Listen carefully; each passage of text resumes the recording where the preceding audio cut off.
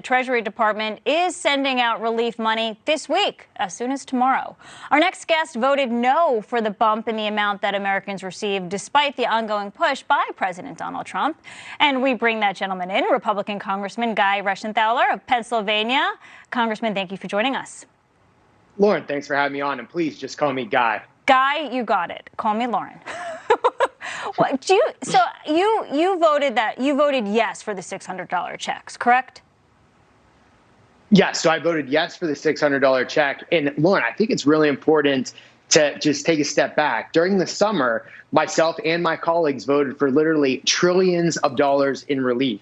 And we just recently, a few days ago, voted for another COVID relief bill that was $900 billion.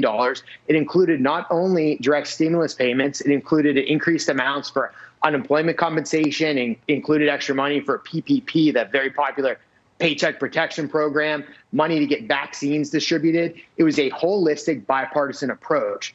But when it comes to this most recent bill, I think we have to take a moment, pause, and see how the last package plays out and make sure that when we move forward, we get help to people who actually need it. And Lauren, if I could just make two quick points. We've got to remember that as we move forward, debt and deficit, we need to tackle these issues because by definition, an economic definition, debt and deficit are nothing more than taxation on future Americans. That's going to slow our economic growth and our recovery. Yeah. Additionally, I still stand by the point that the strongest stimulus that we can give the American economy is to end the draconian lockdowns. Americans just want to get back to work.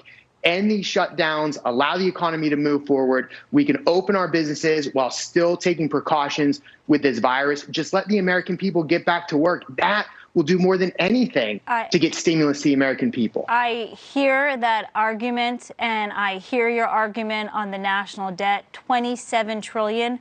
That means we each owe $140,000, and we're just saddling our grandchildren with this debt.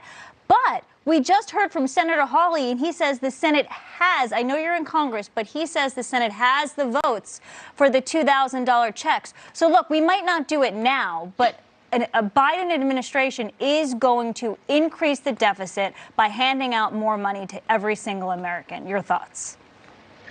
It's very possible. It's very possible that Joe Biden blows out the deficit and the debt, of course. But what it does is it really hurts our economy. And as you said, it just straps future Americans with more debt. And as you look at a rising China, a growing Chinese GDP that is set to rival the United States, we can't carry this much debt and still be competitive. We still need to be the financial center of the world. The dollar has to be the gold standard, so to speak, across the world. We can't weaken our economic position, especially as we face a rising China. And one final question for you. You know, we're looking at the state of the Democratic Party, how it has changed. It has gone further left.